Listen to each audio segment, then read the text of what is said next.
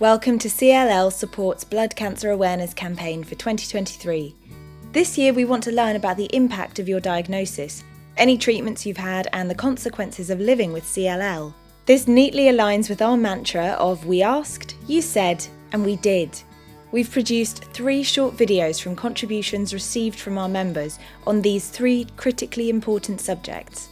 We don't seek to provide answers, but to illustrate the range of situations and emotions experienced by those of us living with CLL. Remember, there's no normal, and your own experience is unique to you. By sharing these videos with you and the wider community, we hope you'll find them informative, and will gain some comfort knowing that you're not alone when living with CLL. This is the 3rd and final video in this series.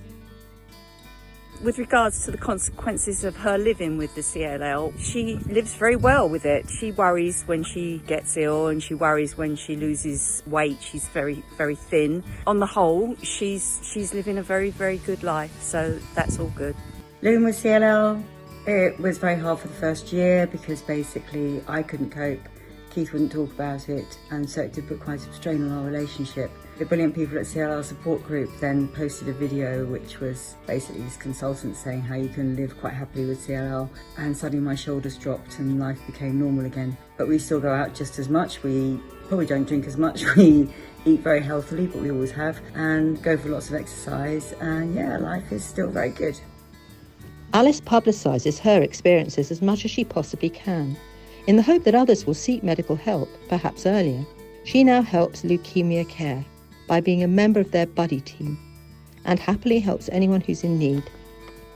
Early on, I was rendered sterile.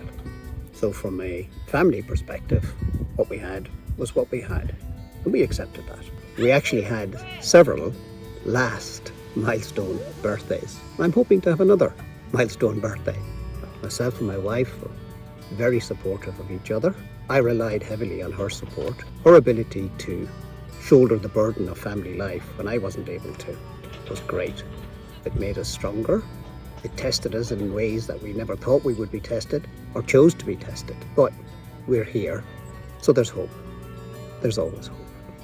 Whilst Richard takes sensible precautions regarding potential infections, he tries to live as normal as life as possible with CLL.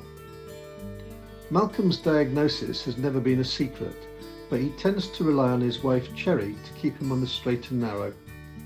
Life is now much more normal, so we intend to live life to the full as much as we can for now anyway. We both consider ourselves to be very fortunate, and we are only too aware that there are many people out there who have to deal with the impact and consequences of diagnosis on their own. We live well with CLL. David praises the NHS for the wonderful service that they've given him over the past few months. He's also comforted to know that organisations such as the CLL support group exist to provide advice and guidance so that he's not alone with his condition. Chris has good days and bad days. He has to be strong and fight back, not feeling sorry for himself, keep as active as possible, enjoy himself and look forward to new activities. He doesn't want to feel embarrassed about talking about his condition, but he does thank his partner for dealing with the extra strain this has put upon her. I'm Hilary's husband, Colin. I think we've been very lucky with the consequences of Hilary living with CLL. Hilary's on active monitoring, but apart from during lockdown, we've been able to do pretty much all of the things we wanted to. We've very much been looking after each other.